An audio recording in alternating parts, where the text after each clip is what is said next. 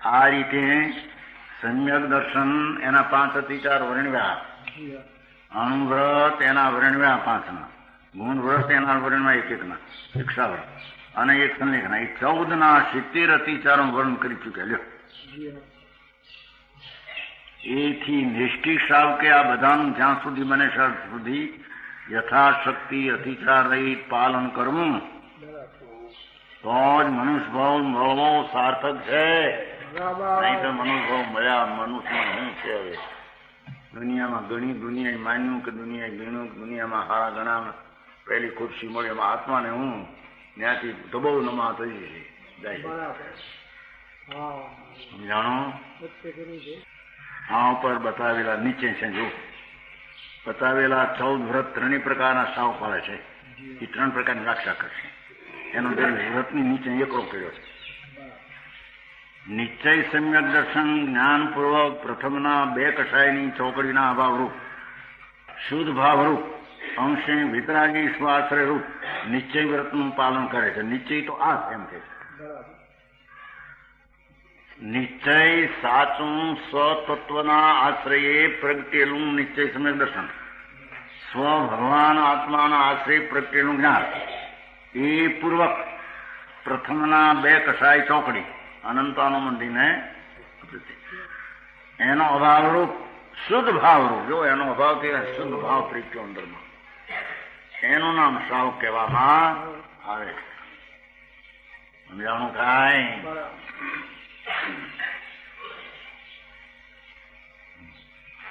તે જીવને સાચા અનુવ્રત હોય છે. નિશ્ચય સમ્યક દર્શન ન હોય તો તેના વ્રત તપને સર્વજ્ઞ દેવે બાળ વ્રત કહ્યા છે. લ્યો, સમય સારનું, જેને આત્મા નિર્વિકલ્પ દ્રષ્ટિ થઈ નથી, નિર્વિકલ્પ આત્માનો અનુભવ સમ્યક નથી, એના કરેલા વ્રતને નિયમ બધા બાળ વ્રત છે. મૂર્ખાઈ ભરેલા વ્રત ને મૂર્ખાઈ ભરેલા તપ. જાણો એમ સર્વત્ર સમજવું. સર્વત્ર એટલે જ્યાં જ્યાં વ્રત ને અતિચારનું વર્ણન બધું, પણ એને બધા આજે હોવું ને પાક્ષિક.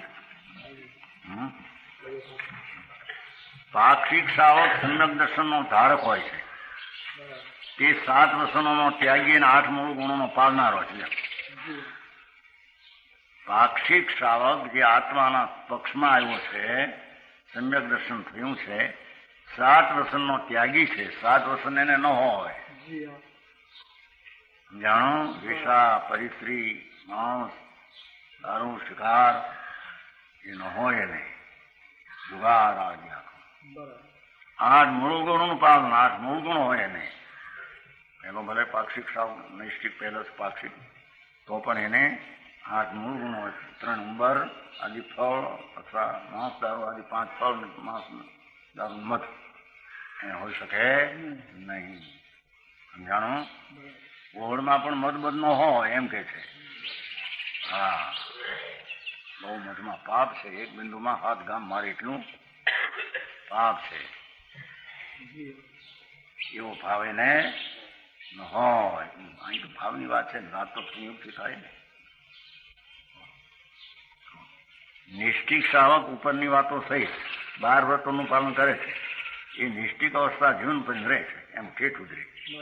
સાધક શ્રાવક જયારે મરણનો સમય નિકટ આવી જાય, ધર્મનો સાધક જીવ, ત્યારે નિષ્ઠિક શ્રાવક સાધક અવસ્થાને પ્રાપ્ત થઈ શકે છે. એટલે ત્યારે એ દશા પ્રાપ્ત કરે છે. આ રીતે જે મનુષ્ય 3 અવસ્થાઓને પ્રાપ્ત કરે છે, તે અવશ્ય સ્વર્ગને પામી અને પરંપરાએ મોક્ષ પ્રાપ્ત કરી લે. એ જ મોક્ષ પ્રાપ્તિનો ક્રમ છે. પહેલા તો સ્વર્ગમાં જાય ને, પુણ્ય બાંધે છે. એટલે કે મુનિ પણ ચારિત્ર ઉત્કર્ષથી આવીને કેવું જ્ઞાન હોય નહીં, તો આ તો શ્રાવક છે. હજી પંચમકાળના મુનિ સાચા હોય એ પણ કાંઈ મોક્ષ પામતા નથી. સાચા મુનિ કુંકુંદાચાર જેવા પંચમકાળના છે કેવું જ્ઞાન નથી. પહેલા તો સ્વર્ગમાં જાય લોકાંતિકાલીમાં. સમજાણું? પછી ત્યાંથી નીકળીને મનુષ્ય થાય, ત્યાં આગળ ચારિત્ર ઉત્કૃષ્ટ થઈ કેવું જ્ઞાન લઈ મુક્તિને ભરાવે. સમજાણું કાંઈ?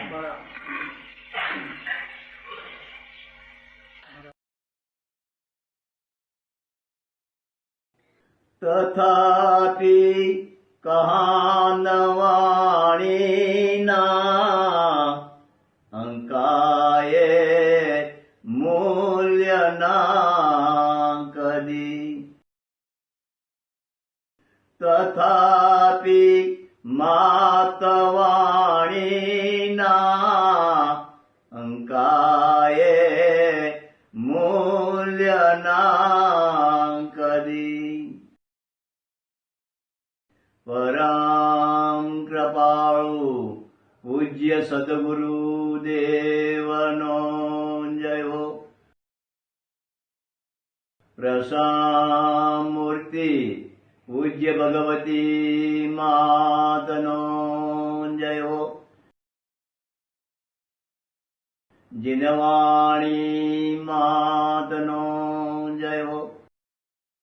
પરમ મિત્રાગ દિગંબર જૈન ધર્મનો